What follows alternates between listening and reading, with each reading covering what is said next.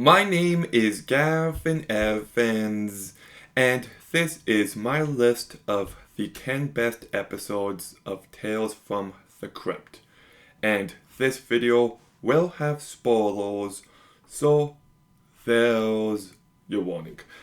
But I just watched this entire show from start to finish, and I don't really feel the need to do a series review because it's an anthology show. So all I'd be talking about is how hit or miss it really is. So I decided to just be a little more positive and just talk about my favorite episodes.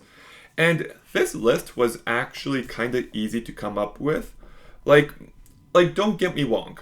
There are plenty of episodes I enjoyed, but my top 8 were pretty concrete. So, anyways, let's begin by talking about my 10th favorite episode, and it's My Brother's Keeper. I believe this episode was in season 2, focusing on the Siamese twins, and they have completely different personalities, and one of them likes this girl, and I just found this one to be very interesting. The plot is interesting, the characters are interesting, and I thought it had plenty of personality, and I liked the note it ended on. So this episode definitely stayed with me, so that's why it's number 10. Number 9. Okay, I gotta be honest, I watched season 1 like months and months ago, and then I watched the rest of the show fairly recently. So I forget if I put this episode or the final episode in my season 1 ranking as number 1, but this one has stayed with me more, so I'm saying All Through the House. And this is the one where the serial killer is dressed up as Santa Claus, and I love the Christmas aesthetic of it. I like how tense it managed to be, and I just thought it was a very compelling plot, directed incredibly well by Robert Zemeckis. Actually, he has another episode on this list, and he also has another episode not on this list, but I did really like. So he really shined in this show, but yeah, anyways, great episode, really entertaining, really memorable. That's why it's number 9. My 8th favorite episode is Forever Hamburgers, which focuses on Steve Buscemi and this wartime photographer. And what I liked about this one is it kind of combined body horror and the war genre in a way that just felt fresh and new. You understand the characters and why they do the things that they do, so it's compelling throughout.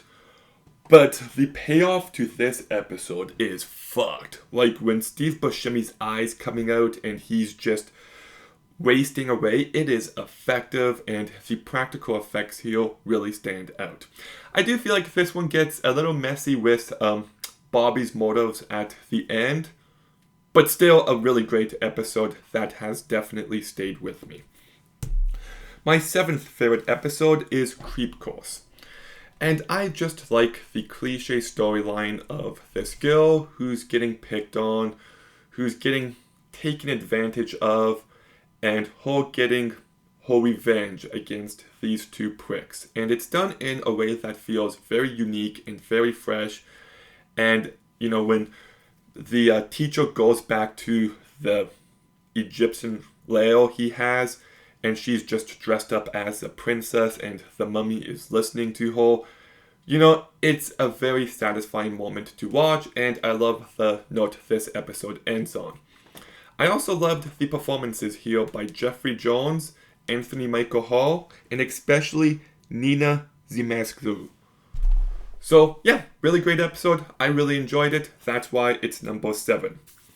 My 6th favorite episode, and this might be the hardest take here, but it's for Crying Out Loud, and it just focuses on this guy who's gotten his conscience and he's at war with himself, and it's a very over-the-top, absurd, but also hilarious episode. it relies entirely on Lee Ehrenborg's performance, and he just knocks it out of the park. It's got a little bit of tension to it, but it's just so big and filled with so much personality that it really stands out. My fifth favorite episode is also the most frustrating episode of the show to me, because this one could have easily been number one if it weren't for the dog shit ending.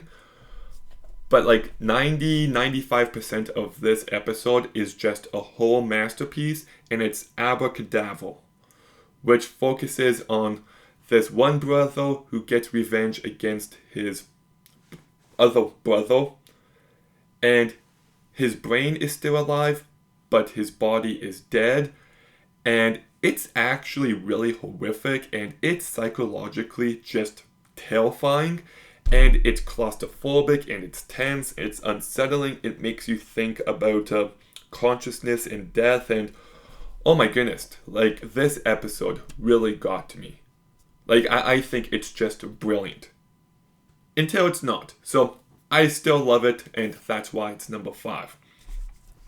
Number 4 is a bit of a shocker to me because it is the other Robert Zemeckis directed episode, Yellow.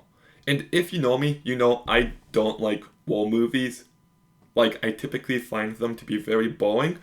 But I like how they took this war story and made it feel like Tales from the Crypt. Like, you've got a character who you understand, you root for, he's put through this terrible circumstance, and at his absolute lowest, his father just takes advantage of him because all he's concerned about is his own image. And it just ends on such a bleak note, and it's really effective and well done, and I didn't expect this episode to get under my skin as much as it did, but it's really terrific. I love it. That's why it's number 4. Number 3 is, ironically, Three's a Crowd. And okay, I will say this. Some of the writing here is very over the top because the character thinks his wife and his friend are having an affair, and they're not, but it's written in a way where it just seems so obvious that they are. But I still really like the direction this took. This guy whose insecurities and doubts just take over, and he does something truly evil. He just loses all bit of sanity, and it turns out at the end he was wrong. And the ending is so effective, and it's so great, and I just loved it. So that's why it's number 3. Number 2, I feel like actually might be another hot take, but this is easily the best episode of the final 2 seasons, and it's Let the Punishment Fit the Crime. And Catherine O'Hara is so terrific here, and so are the other 2 performances. But like, this show got really cliche at a certain point where they kept doing the same kind of twists, the same kind of stories. So this just felt like a breath of fresh air in season 6, and it's absurd and weird and funny, and it ends on a really stupid but effective note, and it's so topsy-turvy, upside down, opposite. It's just feels like its own thing entirely, and I just loved it. So that's why it's number 2. But number 1 has to be the ventriloquist dummy. And you've just got a really compelling story here with a couple of characters with real depths. The performances are really well done, and I was entertained for the most of this episode, but I really didn't expect it to go there. The whole reveal where his hand is this little being, it's his twin, like, that's fucked, and it's really weird, and I love the practical effects.